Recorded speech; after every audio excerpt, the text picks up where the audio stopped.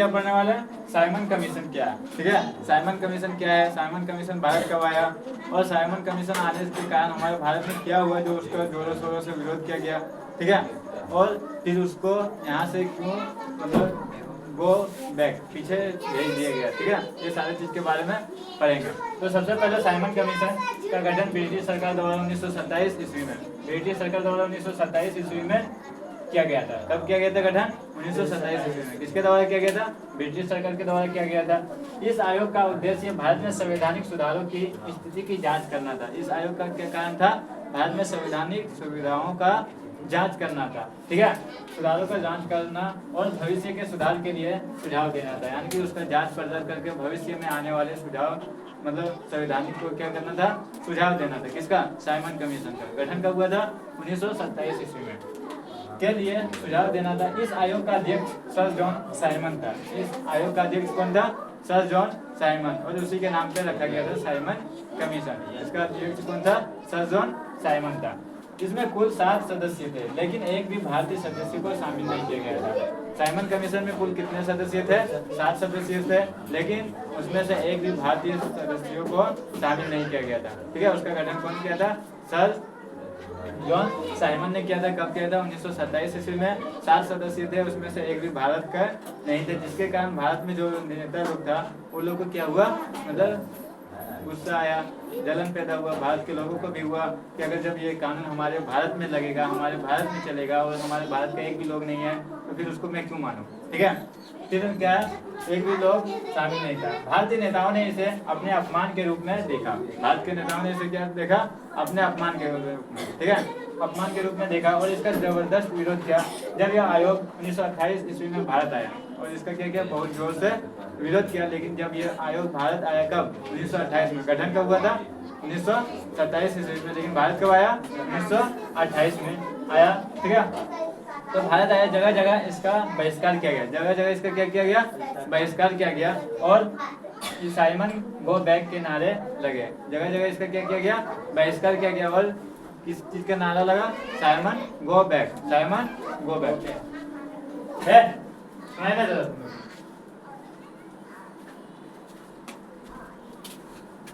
किस चीज का नारा लगा, साइमन गो बैक। इसका मतलब है कि साइमन कमीशन जो आया भारत वो फिर से वापस चला जाओ, ब्रिटिश हमें भारतवासियों को कोई जरूरत नहीं है। ठीक है, फिर नारे लगा। लाहौर में आयोग के विरुद्ध प्रदर्शन के दौरान लाला लाजपत राय पर अंग्रेजी पुलिस ने लाठीचार्ज किया। और क्या हुआ, जब प्रदर्शन हो रहा था कब, लाहौर में। ठीक है, तो क्या हुआ, अंग्रेजी पुलिस के द्वारा लाठीचार्ज कर दिया गया। किस पर, लाला लाजपत राय पर, जिसके कारण वो बहुत ही गंभीर चोटिल हो गया और कुछ दिन के बाद उसका मृत्यु हो गया था। कुछ दिन बाद उसका क्या हो गया था, मृत्यु हो गया था। इससे पूरे देश में अंग्रेजी शासन के प्रति आक्रोश और बढ़ गया, जिसके कारण क्या हुआ, जब लाला लाजपत राय को पुलिस की मार की वजह से गंभीर चोट लगी और जिसके कारण कुछ दिन के बाद उसका मृत्यु हो गया, तो पूरे भारत में और भी आक्रोश पैदा हुआ अंग्रेजों के खिलाफ। ठीक है, साइमन कमीशन की रिपोर्ट 1930 ईस्वी में प्रकाशित हुई। साइमन कमीशन का जो रिपोर्ट था वो कब प्रकाशित हुआ, 1930 ईस्वी में। याद रखना ऑब्जेक्टिव, साइमन कमीशन का गठन 1927 में हुआ था, उसका अध्यक्ष सर जॉन साइमन था। ठीक है, और वो भारत को आया 1928 ईस्वी में आया और उसका जो रिपोर्ट था प्रकाशित हुआ था, कब प्रकाशित हुआ था, 1930 ईस्वी में। ठीक है, इसे भारतीय स्वीकार नहीं किया, इसने भारतीय राष्ट्रीय आंदोलन को और तेज करने में महत्वपूर्ण कर दिया। साइमन कमीशन को भारत के लोगों ने स्वीकार तो नहीं किया, लेकिन साइमन कमीशन आने से भारत में क्या हो गया, आज़ादी के लिए लोगों को प्रति और भी मतलब आकर्षित हो गया। ठीक है, लोग और भी जुटने लगे, है ना, और तेज हो गया। उसके बाद आता है जलियांवाला बाग हत्याकांड। जलियांवाला बाग हत्याकांड 1919 ईस्वी में हुआ था। जलियांवाला बाग हत्याकांड कब हुआ था, 1919 ईस्वी में हुआ था। पढ़ाए थे कि रोलक एक्ट, है ना, रोलक एक्ट पढ़ाया था, 1919 में आया था। रोलक एक्ट था एक काला कानून। क्या था, काला कानून। उसमें क्या करता था, कोई भी लोगों को बिना कार्रवाई किए उसे उठा करके ले जाता था और 2 साल का सजा दे दिया जाता था।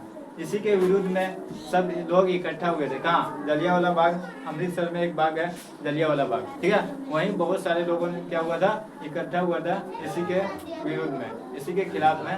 ठीक है, जहाँ क्या कर दिया गया, अंग्रेजों द्वारा उसे मतलब उस बाग में क्या कर दिया गया, अंधाधुंध गोली चलवा दिया गया, जिसके कारण बहुत सारे लोग वहाँ मारे गए और घायल भी हो गए। इसलिए उसका नाम जलियांवाला बाग हत्याकांड पड़ा। चलो देखते हैं क्या है, ठीक है। तो जलियांवाला बाग हत्याकांड 1919 ईस्वी में अंग्रेजों ने रोलैक्ट एक्ट लागू किया था। 1919 में अंग्रेजों ने क्या किया था, रोलैक्ट एक्ट लागू किया था, जिसमें भारतीयों के स्वतंत्रता छीनी जा रही थी, जिसमें भारतीयों को क्या हो रहा था, स्वतंत्रता छीनी जा रही थी। इसके विरुद्ध में पूरे देश में आंदोलन चल रहा था। इसके कारण पूरे देश में क्या चल रहा था, आंदोलन चल रहा था। 10 अप्रैल 1919 को अमृतसर के दो प्रमुख नेता डॉक्टर सैफुद्दीन केचुले और डॉक्टर सत्यपाल को गिरफ्तार कर लिया गया था। 10 अप्रैल 1919 को दो नेता, ठीक है, अमृतसर के दो प्रमुख नेता था, एक डॉक्टर सैफुद्दीन और दूसरा सत्यपाल, दोनों को क्या कर लिया गया था, गिरफ्तार कर लिया गया था, ठीक है, दोनों को गिरफ्तार कर लिया गया था। इससे जनता में गुस्सा फैल गया, इससे जनता में क्या हो गया था, गुस्सा फैल गया था। घटना जब गुस्सा फैल गया तो जनता ने क्या करने लगा, विरोध करने लगा, है ना। और इसी के विरोध में 13 अप्रैल 1919 को जलियांवाला बाग में क्या हुआ था, बैसाखी का दिन था। 13 अप्रैल 1919 को बैसाखी का दिन था।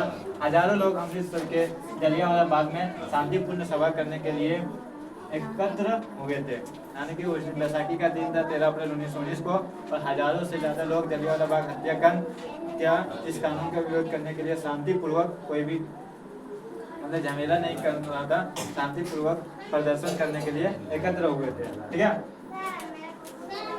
इस सभा को महिलाओं और बच्चे भी शामिल थे, और इस सभा में महिलाएं और बच्चे दोनों भी शामिल थे।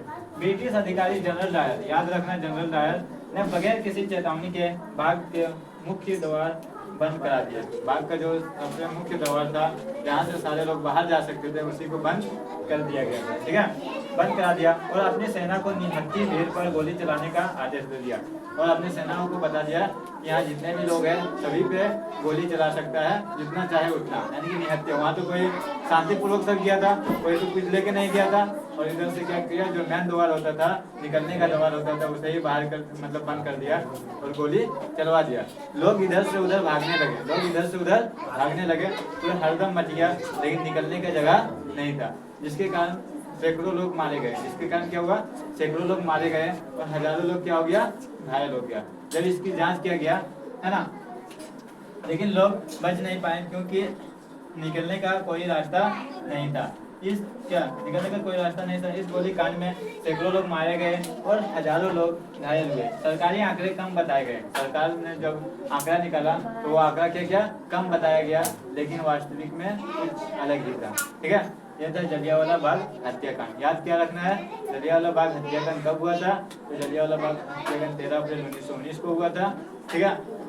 अमृतसर के दो नेताओं को उठा लिया गया था। कब उठा लिया गया था, तो 10 अप्रैल 1919 को उठा लिया गया था। वो कौन नेता थे, सत्यपाल और डॉक्टर सैफुद्दीन था, ठीक है। इसमें गोली कौन चलवाया था, जलियांवाला बाग हत्याकांड में गोली कौन चलवाया था, याद रखना, जनरल डायर ने चलवाया था, ठीक है।